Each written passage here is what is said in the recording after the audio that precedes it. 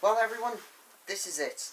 The last of my Thomas and Friends film reviews until I review Day of the Diesels, which, funny enough, is going to be tomorrow, seeing as today is Saturday, September the 17th. I completely forgot to record this video yesterday, which I actually feel kind of silly for doing, so I apologise. But yeah, nonetheless. So let's get it on with Misty Island Rescue. Now, Misty Island Rescue was the 2010 Thomas and Friends feature-length film released as the sequel for Calling All Engines. It was alright, had a decent plot, and it introduced a few new characters as well as a few new locations. So then, let's get down to the review. It reads, on the back cover, Thomas journeys off the island of Sodor in this all-new adventure. The engines are hard at work to build a new search and rescue centre. When Thomas helps a friend in need, he is rewarded with an exciting trip to the mainland. Along the way, he gets lost at sea and finds himself on the mysterious Misty Island, where he meets new friends Bash, Dash and Ferdinand. Together, they will discover secret hideouts and try to help Thomas find his way home. But,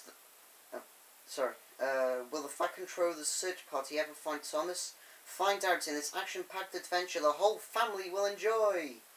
On the back it says, meet Ferdinand, Dash, Bash and Captain. Just for the record, that one's Ferdinand, Dash, Bash, and then this guy down here is Captain. Whoops. And it also says on the back, bonus features, Misty Island Rescue sing-along song, Life at the Railway, and exciting and exclusive game including bonus song. And free inside, your exclusive 24-page Misty Island Rescue storybook featuring never-before-seen illustrations. So yeah, and as you just saw, it does come in a slider case, which is pretty cool. And you know, the front cover is pretty much the same, as well as the spines. And the back covers are different. See, on the back cover of the DVD, it has a picture of the Fat Controller, a picture of Thomas on a zipline, and the bonus features thing in the middle. Whereas on the slider case, it has the thing for the book, and the bonus features thing here. So like, yeah. So we open the case, as you do, to find the disc and the book. The book isn't anything special. On the back cover, it's got a advert for the Tony Trackmaster Zip, Zoom and Login Adventure playset. Then on the inner of the back cover on the last page, it has some adverts for Wooden Rail and Take and Play. So it's nothing really that special. But yeah, what can I say? Well, I actually enjoyed this film. That's right, I said it. This is the film that a lot of Thomas fans haven't been finding as good, but I thoroughly enjoyed it. This is arguably the best Thomas and Friends film that has ever been made, bar none. 10 out of 10, full marks, putting aside all of its unrealistic things. Such as, for example, one that's very specific, the chase scene with Thomas and Diesel. Seriously, what is it with Thomas and chase scenes? He was chasing a truck in a mine in The Great Discovery, he was being chased by Spencer in Hero of the Rails, and now he's chasing Diesel.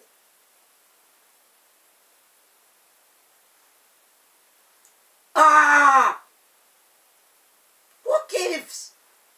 I mean, yes, sure, okay, I suppose the chase scenes with Thomas are kind of fun to see, but can't we see the chase scenes done with another engine like Gordon? I mean, how cool would have the chase scene in Hero of the Rails been if it was Spencer chasing Gordon? That one would have been a chase scene worth watching. But I mean, like, that chase scene is just completely unrealistic, because Diesel is a Class 08 diesel shunter, and their top speed is about 15 to 20 miles an hour. Thomas, as I have said twice before in these reviews, is an E2 tank engine with a top speed of 40. So it's kind of obvious that Thomas would have caught up to Diesel even before he got to this junction of which he spoke.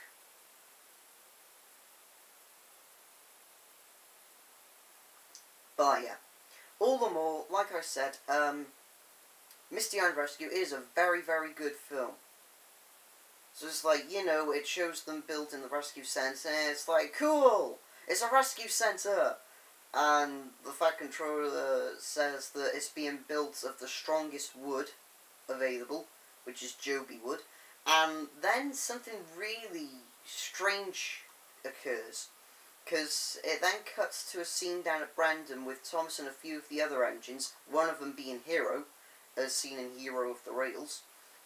And he says that the Joby wood comes from his homeland. And he claims that it is very special and that no wind can blow it down or storm break it.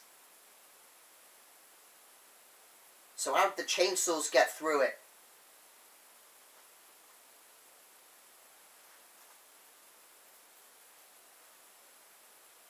But yeah, and also too, what was really strange was the fact that,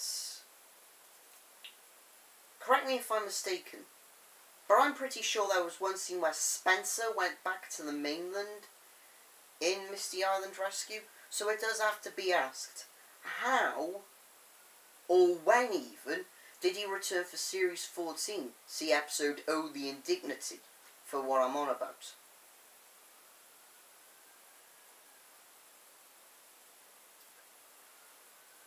But yeah, it is a really good film, minus its unrealistic things, such as, and these were two very unrealistic things, Shake Shake Bridge and the zipline. Now, okay, I'm pretty sure that there's no doubt in everyone's mind that Shake Shake Bridge was based off that piece of loose hanging mine track that Thompson the truck crossed over in The Great Discovery.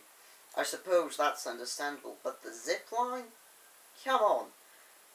There's no way a zipline would be able to hold the weight of an engine, although it does look fun. It did look really fun. It did look quite cool. And then, of course, there was All Wheezy. My god! I mean, this guy's just a wooden crane held together with string and nothing else. I mean, seriously, this guy really flips his lid. Quite literally. Okay, maybe not that literally. But anyway, I mean, it's just like, what? Because he picks up the logs. Okay.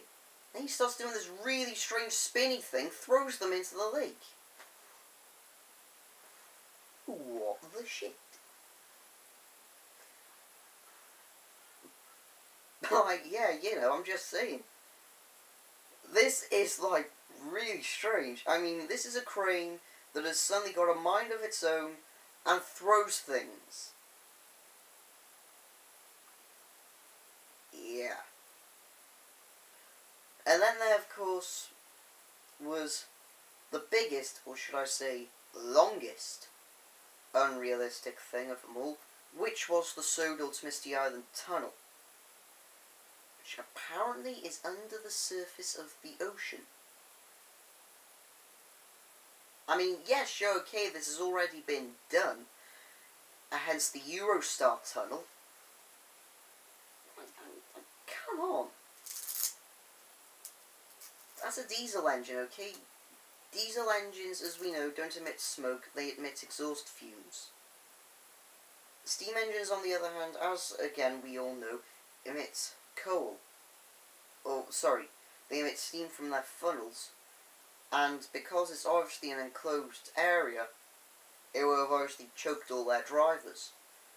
Again, I really do think the Hit Entertainment should think a lot of these things through before they actually put them onto a film. Although in saying that, it's pretty obvious that they didn't. See Series 15 for more details. But yeah. All in all though, like I said, Misty Island Rescue is the best Thompson and Friends film, bar frickin' none. I've said it. It is the best Thompson and Friends film ever, without a shadow of a doubt. Would I recommend getting it? Yes. And I'd especially recommend getting it if you live over here in the UK, because in Tesco's now, they've got copies of it over here in the UK for £4. Now, bear this in mind, when it was first released over here in the UK, it was ranging from, like, what, £9 to £10. Though, in saying that, I did get my copy on the release date courtesy of Amazon, so I suppose it's not all doom and gloom, and holy hell, this is the first review that I've ever done that's gone over my 10-minute video mark. I have just noticed. That's really cool. I've actually defied one of my own rules. And I don't give a crap. That's astonishing. But, like, yeah. So, until tomorrow, where I shall be giving you lots a review of the Day of the Diesel's preview screening, this has been Speed Racer 456V, saying thank you ever so much for watching, and goodbye. Yep, wait. Before I go, however, there is one more thing I just remembered. And that thing is that if I rate Day of the Diesels full marks, as I did with Misty Iron's Rescue, I'll be judging the two films on their unrealistic points. Okay? So, it'll basically be whichever one of the two comes up trumps with the least unrealistic things. So, once again, folks, till tomorrow, this has been Speed Racer of Speed Racer 456V Productions, saying thank you ever so much for watching. Goodbye.